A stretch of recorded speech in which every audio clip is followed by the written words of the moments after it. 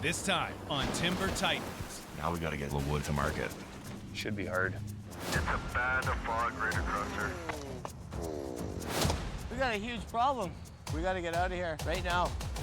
The yarder broke down. We don't know what's going on. Okay, Tanner, see what you can do.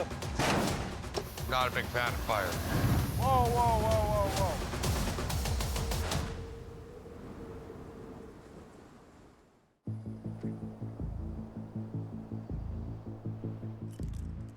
I'm getting desperate. I'm very concerned about our volume recovery. On the west coast of Vancouver Island, Integrated Operations is in the last days of a turbulent salvage job. Some of our guys marked and bucked wood that's just too low a value. So we've got to make up for some of the volume we've eliminated. So we better take a second look. The setback has the crew revisiting cleared blocks, searching for logs that may have been overlooked on the first pass. It looks like the forest floor, basically. Some of these logs have been down for 100 years, so there's branches and trees and other things that grow all around them and hide them. It's hard to explain, but it's so thick, you literally might not see something that's just 3 meters to your right or 3 meters to your left. You just might not even see it. This might have some possibilities in it, but we might be able to get a piece out of this one, and there's 2 more over here I'm going to look at. These logs are covered by debris, they're covered by moss, so you're looking for any clue you can to tell you that this is going to yield what you're looking for. It's not always obvious.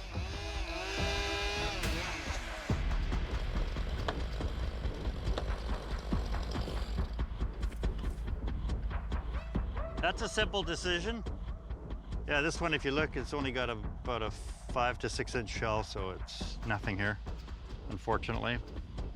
You don't always know if the logs that you're targeting are going to be good logs. There's one right here along the bottom of the bluff.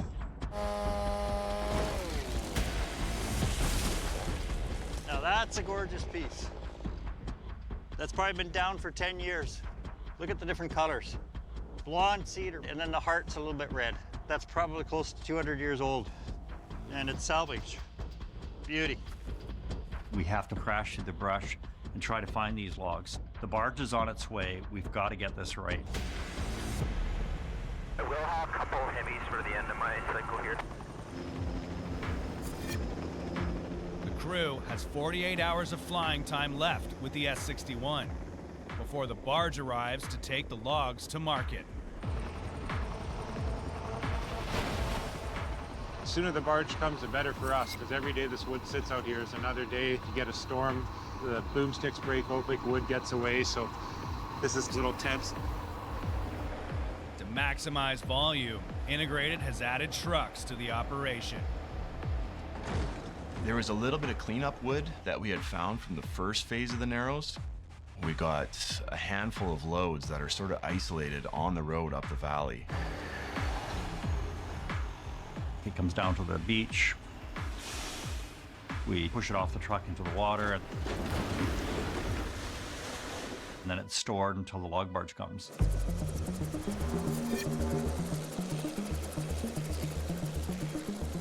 The wind is definitely starting to pick up. 4 is the highest one. Yeah, you want to go up to 4 then? 4, yeah, I'd like to check it out anyway. On the hunt for high-grade cedar, I think they might come up with some more wood than this one. Lance and Jesse are headed to the high side of the block. I'm gonna say you're probably looking at about 3,500 feet elevation straight down to the water. Thank you.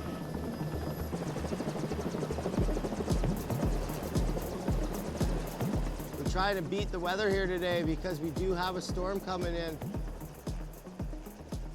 You know what? You just don't let the pressure get to you. It is what it is. We do what we can. We do the best job we can. We're just gonna go for a little cruise so we can see anything missed. We're not even cutting down any new trees here. We're just picking up wood that got left behind. Holy man. I just found an absolute cannon. Huge slab, man, not even a knot in it. This thing's gotta get cut for sure. There's probably a $8,000 log sitting right here, just laying there. That's a big slab, buddy. Yeah, it's freaking massive. I think if we take a top off there, we'll get a good look at it. See what happens. If this log turns out, this just paid for me and him for the whole week. Jesse cuts in to check the quality.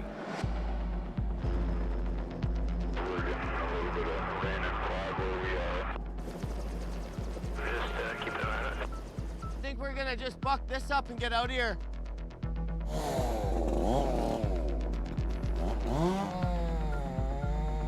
Look at the cloud layer. A lot of these blocks are super to walk in, never mind walk out. It's not a safe place to be when the weather hits.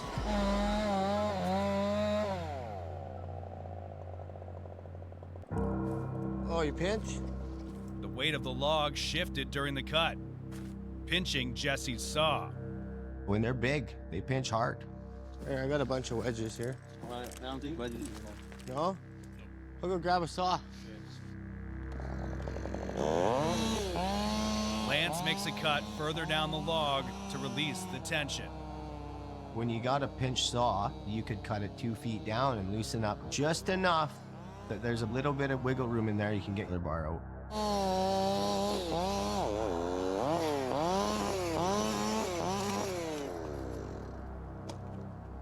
Wicked. Just nuked my chain. Look at this bound up bull. So I went to pull it out and it kicked my chain off. Now it's just one thing after another. Woo! Look at the weather coming in. You feel that wind? You feel that turbulence? This is getting to that point now where we gotta go.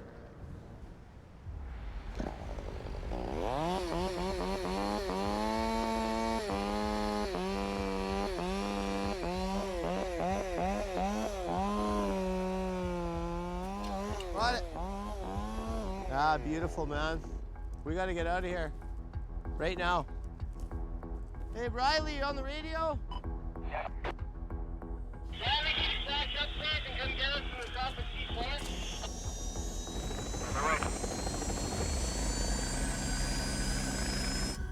Lance and Jesse head to the pad to meet Riley in the 206. We got a huge problem. We got this fog coming up the hill here like crazy and the ceiling dropping. Okay, Lance, heading your way. Right on, Riley. Thanks, man. When you get underneath our block here, I'll flash my light at you.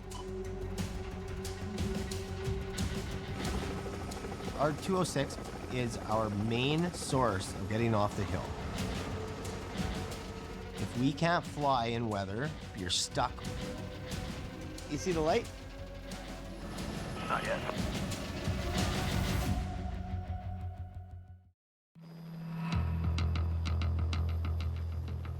I'll flash my light at you. You see the light? Not yet.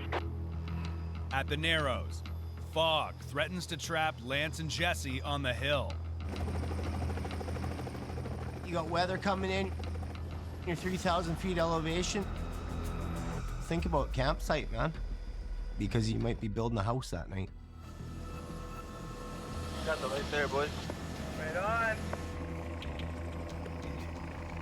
Something new every day, I tell ya.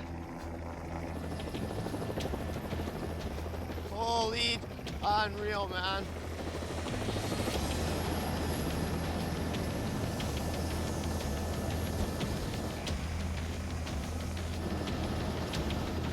Oh, man. Oh, yeah. I'm not with weather, man. I don't do it. Never have, never will. We got some low stuff kind of moving in. We got a bunch of coming in.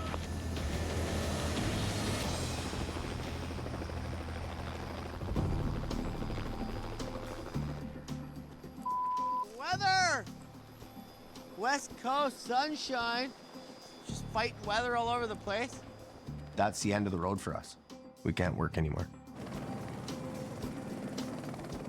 Hey, thank you on Cat 3. I am south. Shutting down.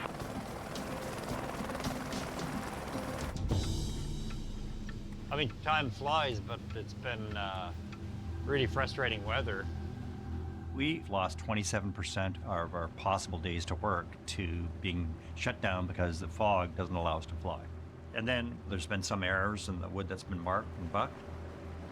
It's been very slow in breast trading for sure. And every day I'm boning by and taking a look at what was put in the water. I'm going like, wow, that doesn't look like enough. If you look at it and overthink it, you can get pretty anxious and concerned because margins are so close.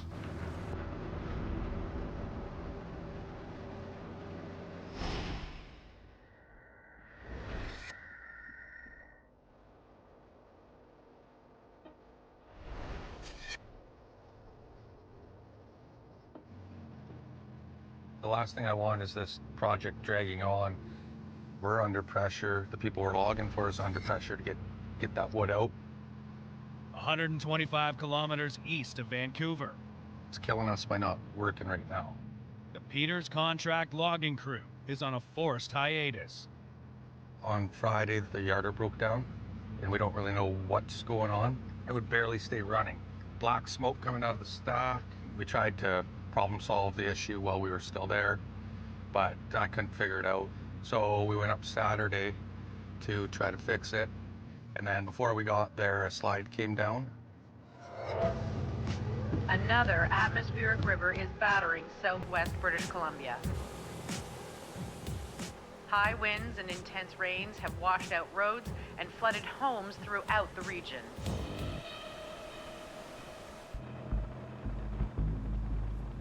That was just chaos. We tried to open the road up with the log loader there, but it was just too sketchy with the amount of water coming down. We decided to just stop everything and get out. We had a yarder get stuck 3 years ago from that other atmospheric flood. This one potentially could have just had the same thing happen to it. Without that machine, we're hooped. It does set us back on our timeline, but it does give me a little bit of a break.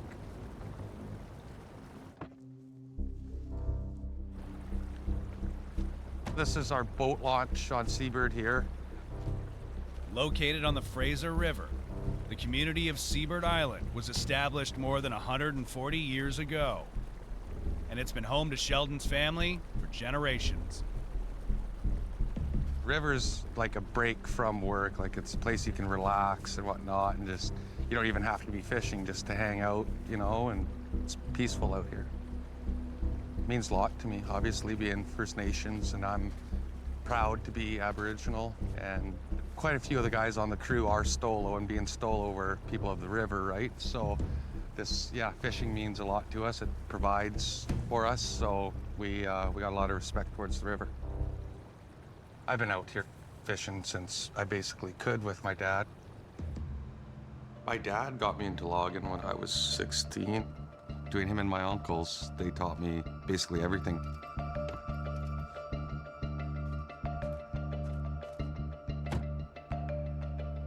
We got 3 operational yarders, 1 parts one and 1 burnt one, so we got 5 in total. It's nice to have if something major does go on. If we blow a motor, I can rob one out of there. Just saves the downtime, right?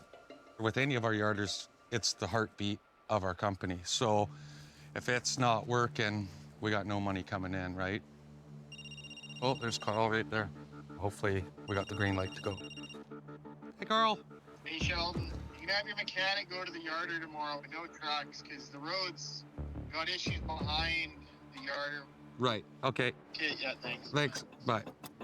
From what Carl was saying, all we can do is get a mechanic to the yarder. They still got a bunch of road to fix from what went on. At least we can get a mechanic up there, which is great.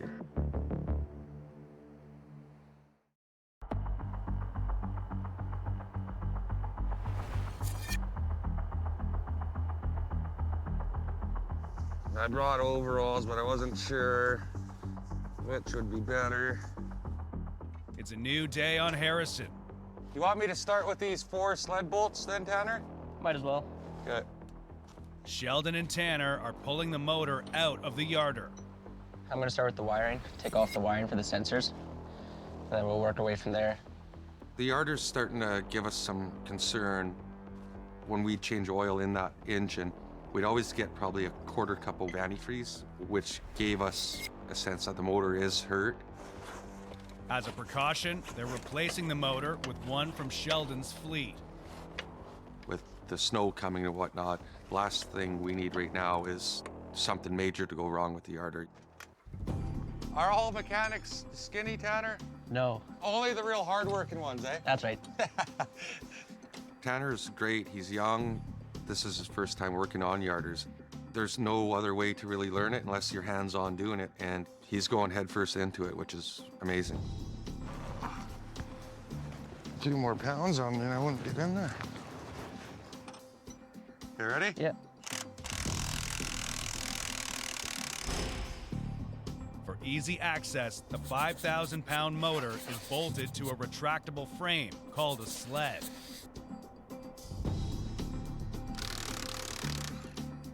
Ha ha ha! Easy, baby. Got it? Yeah. You. We just got all the nuts off of the last sled bolts, the last 4.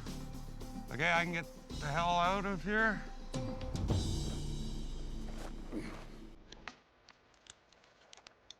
This is the part that we got to be the most careful about. They'll use a come-along winch to pull the sled out of the yarder. There is a bunch of dirt in here, Tanner, so it might be hard at the start, who knows. We're just hoping everything goes smoothly, but we don't bend it or crack it. Oh yeah, there's jumps. How's it looking on the chain case? Yeah, it's kind of like we stopped moving for a second though, didn't it? It's pretty tight.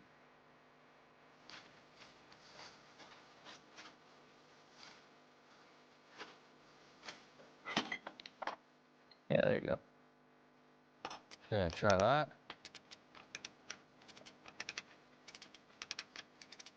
Still feel pretty tight.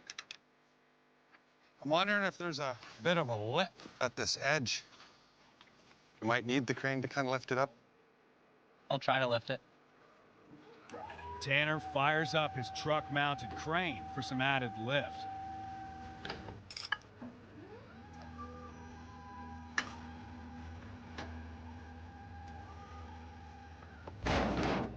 There it is. Little lip, eh? Little lip. We don't know if this crane can lift it or not. For the size of Tanner's crane, I don't think it was designed to take that much weight. I'm just gonna try it, see what it does.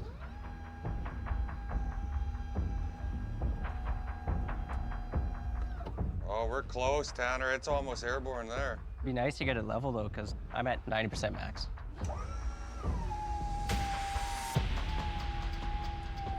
I'm at 100 now. It's so close. I know, right? Want to take this off? This drive shaft might cut you 80 pounds anyways. Yeah.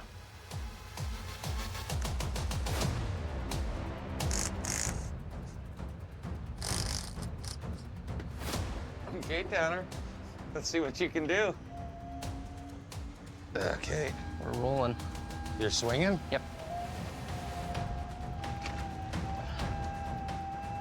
Almost home free, buddy. That's cool. Probably the max I want to lift. That thing was heavier than I thought. He was pushing a fine line on what that crane could handle, and he did her.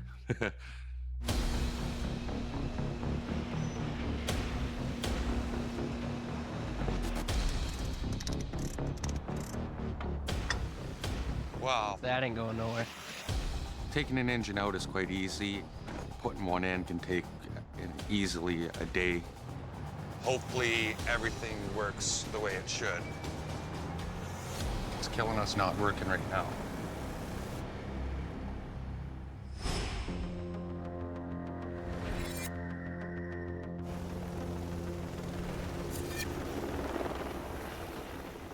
Full length there, eh? This one is 8. Oh, you're making me day. At the Narrows, the last log hits the water. 61, are you done? Yeah, we're shutting down. Okay, roger. And the final phase of the salvage operation begins. Yeah, you can just see him now. There it is. We're just heading down the barge and tug. We're gonna go and meet up with them. We're gonna help tie it up to the 2 anchor lines. We just want everything to go as smooth as possible. We got big bills to pay already, and we can't pay those until this wood gets to market. And so getting them loaded up onto the barge is our next priority. Over the next 2 days, the barge will load logs at 2 pockets. A water pocket mid-inlet and a shore-based pocket 3 kilometers further east. Looks like it's laying alongside nice there. Yeah, you bet. Brad will help the crew secure the 300-ton barge. If I choke the stick right beside me, we'll be able to pull the barge ahead half section. Yep. Go grab that rope. Each barge location has significant anchors, 15,000 pounds of concrete blocks that'll be used to hold the log barge in place. Let's go. Battle, that's good. Good start. It's a lot to get this stuff out of here. It makes sense, I mean, given where we are, right? We're kind of in the middle of nowhere, so it should be hard. Perfect, there you go. You guys all good? Back there, you all tied up? Very secure. Barge loading is about to begin. The small sidewinder will push logs toward the barge, so the loader can grab them from the water and pile them on the deck. Yeah, pull it up as tight as you can. Quick, that's easier, isn't it?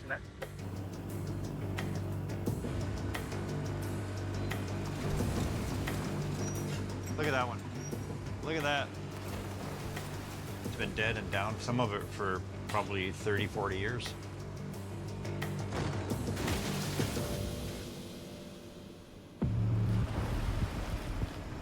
That one's a little questionable, eh? With all of these operations happening, the helicopters, the boats, it's extremely easy to lose money on a project like this. The only way that we pay for all of that cost is by turning out a high-quality product. Hey, look at that thing. Like, that's questionable, too. So when you turn out a mid-quality product, that just doesn't pay the bills.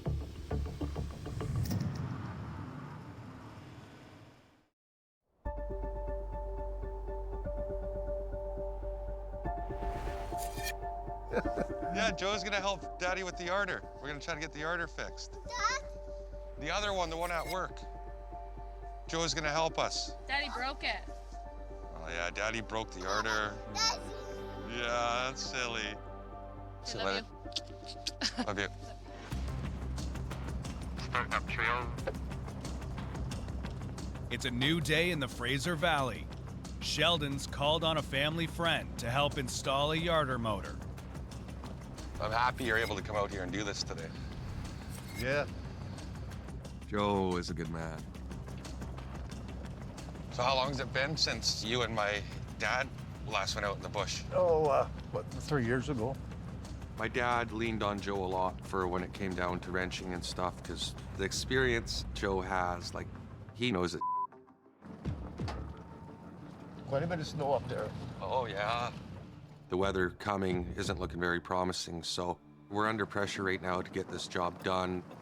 Between Joe and Tanner, hopefully we can get her fixed.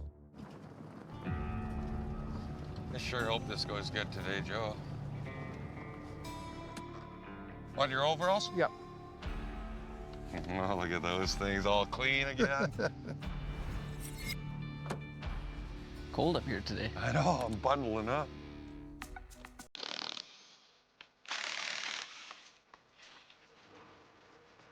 No, I'm just shoveling it out, so if we're down on our knees, we're not getting so filthy. The first step is removing the yarder's drivetrain sprocket using a hydraulic tool called a porta-power.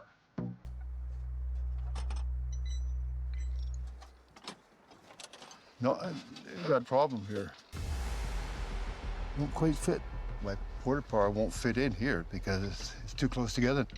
The porta-power needs to sit in between the push bars to create the pressure required to pull the sprocket off the drive shaft. Yeah, no, I won't go in there. Serious problem. How good of a circle can we do with a torch? Well, you've got good enough. Oh, I say let's torch a hole then. To create more space for the porta-power, Tanner will torch new holes for the push bars. See what happens. Might make some flames. You got a fire extinguisher? Take it out just in case. Then we can down a little bit more. Yeah, right there.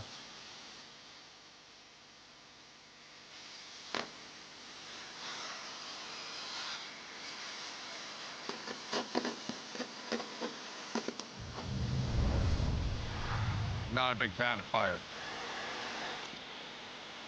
We had a yarder burn up on us a few years back, and It wasn't me. yeah, it wasn't Tanner, it wasn't Joe. We don't know how it caught on fire, actually.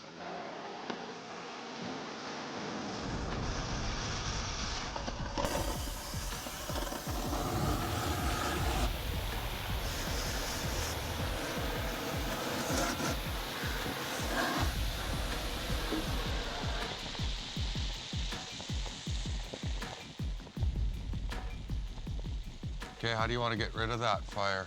You said you had insurance, didn't you? Yeah, let's not go that far. It's okay, it's going to go out here. Going down. Okay. All calm, cool, and collective. The yarder's just on fire. You know, no big deal, eh, boys? The push bars are bolted into place. The porta-power is secured between them with an iron crossbar. By pushing against the crossbar, the hydraulic porta-power creates enough force to pull the sprocket off the drive shaft. Got her? Yeah, got her. Ooh, it's warm. Yeah.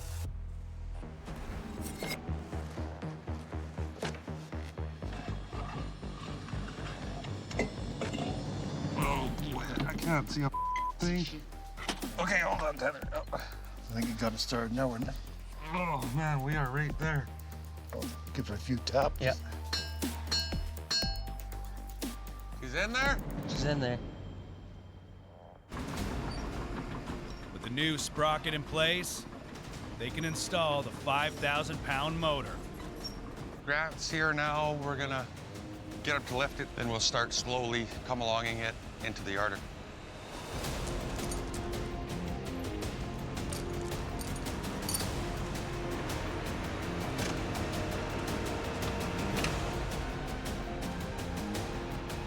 We got this.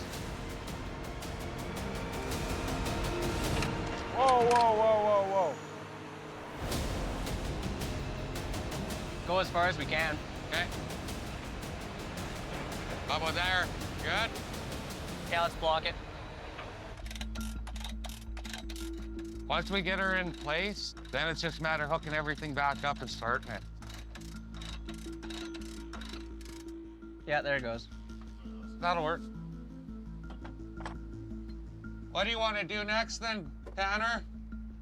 Get the bolt in there. Yeah, okay. You can see it snowing over there. That's no good. It's got to be just above us. The matter of the snow coming is what's scaring me the most. Okay, send her home. Once winter arrives, work on Harrison will have to stop. Once we get ice on this road, the logging trucks won't make it up, let alone going down loaded. It would just be a suicide mission. Yeah, we're just about ready to do it here. We'll see if this baby fires up.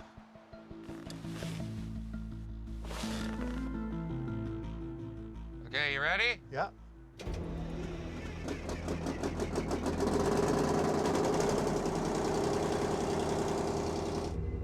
Sounds pretty good, don't it? I got good oil pressure, torque pressure is good. Yeah, this is really good news. Everything good? Yep. Well, that means right now we're almost ready to log. Hopefully we can get this done before snow comes in too much.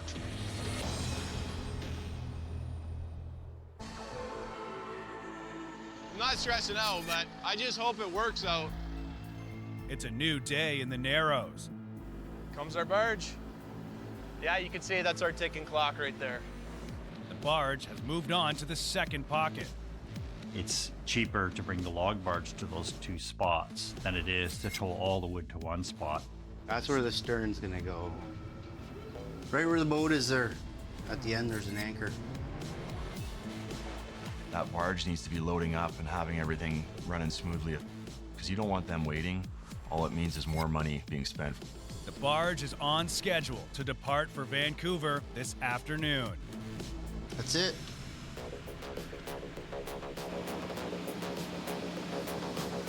They're gonna keep going with the loose wood, keep loading. On shore, the last of the trucked wood hits the water.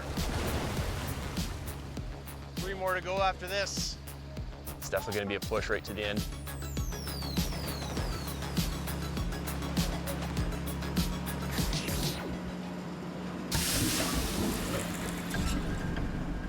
that a hose that just broke? They got a leak out of the grapple there. Yeah, I see that. Okay. Oh no. I'll be down for a bit.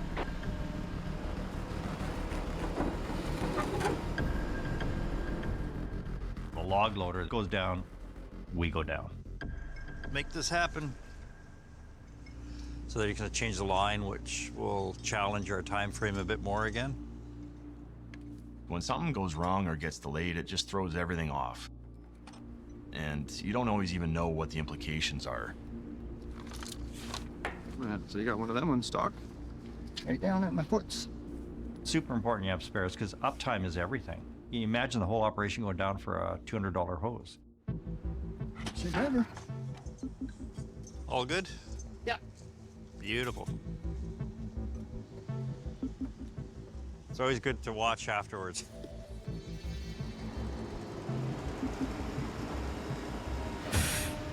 Oh, still got a burst. It's another line. Hey, got another burst too. Gotta bring those spill rags back up. Now you might be in trouble. Hey guys, just so you know, we're shut down right now. Doesn't look like we have any spare parts. Oh, bummer. Okay.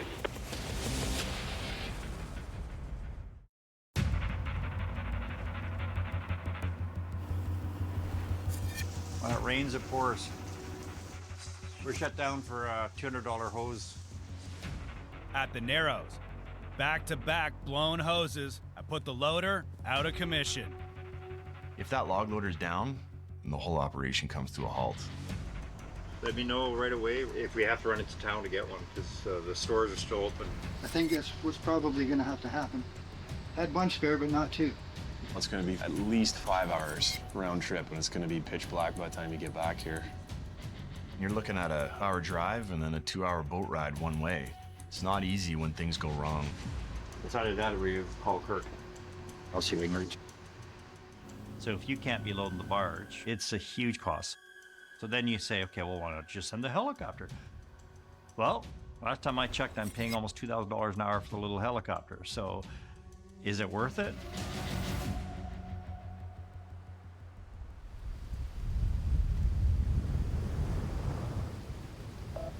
Wind's flaring up here as well.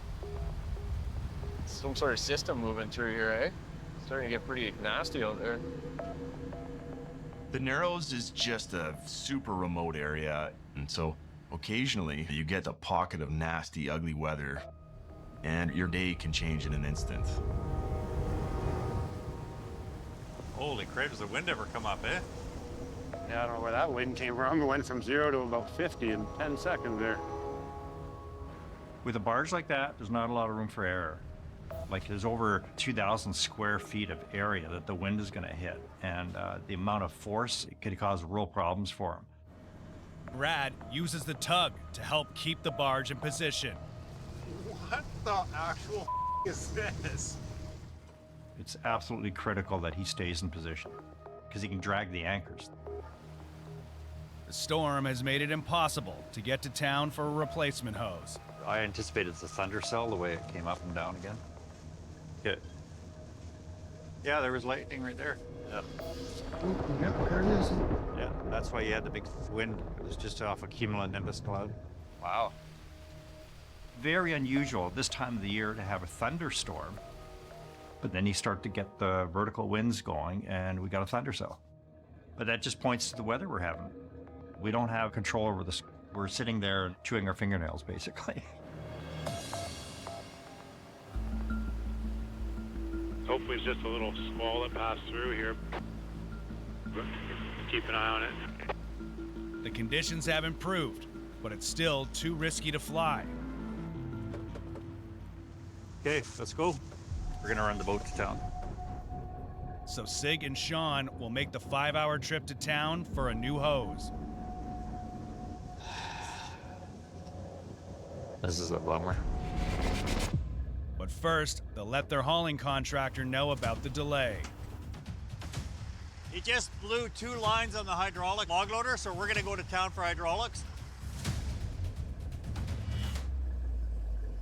Guess what? He has a hydraulic hose press here.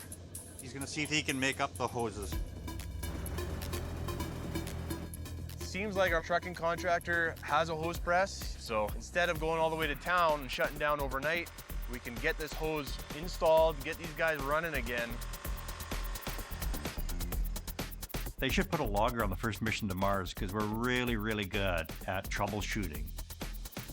Okay, perfect. Yeah, right on. They had all the right fittings and the right size of hose. It was perfect. Oh, look at the sun's coming out. Hey, and that's something after that thundercell came through, and now look at it. Wow. Bart, look what I got. So we're in business again. We have the squall, you know, the hose breaks, everything's down. And then an hour later, the sun's out. Like, this is freaking logging in a nutshell, man. Emotional roller coaster.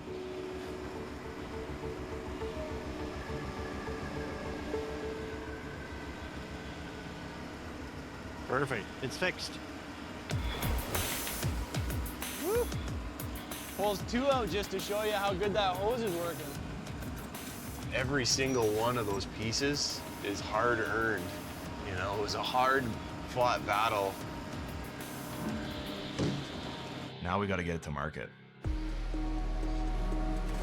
Logging is almost by definition moving from one problem or one challenge to the next. This industry can throw all kinds of curveballs at you.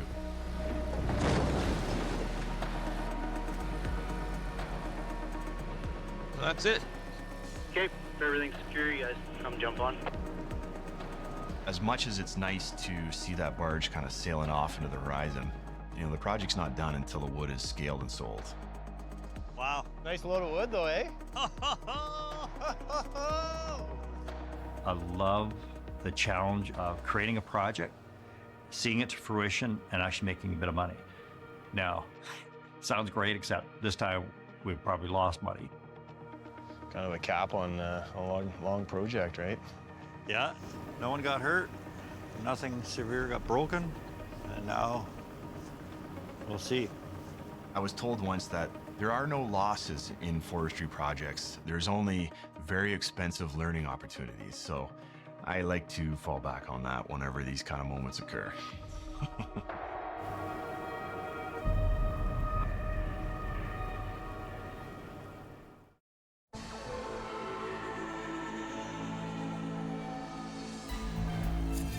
What do you think about this white stuff? There's like 8 inches of snow on that dry box. At Harrison. That's not even fair. After more than a week of downtime, the Peters crew is back on the block. Give her out, give her. Yeah, that motor definitely has more power, eh? Oh, yeah. With snow creeping down the mountain, time is running out for Sheldon to finish the job before winter brings the freeze. It can happen at any time in a sense, so the quicker we can get this done, the better. Crappy weather's gonna come whether you want it to or not. Once you hit November, you're on borrowed time. How many turns you got left, Grant? That chunk? 2 chunks and a cedar, yeah. Yeah, so we're just wrapping up this little setting we're doing now. He's got a couple turns left. During the downtime, some of the Peters crew took other jobs, including longtime chokerman Brennan. Brennan had gotten a good offer with a new job doing something totally different than logging, but we have Grant here now to fill his position. Oh, jeez. Slipping and sliding all over the place. It's horrible when it snows. Just getting around is horrible. Obviously, the logs and everything is just greasy and slippery. It can be sketchy. If I can go ahead on that turn, Grant? Yeah, go ahead. With Ralph officially retired, veteran engineer Al is running the yarder. Me and Al, we've logged together in the past for many of years. Genuine dude and always there on time. There she comes there. Big fur on there.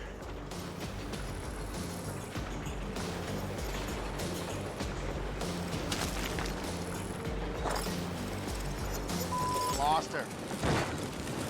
Woo!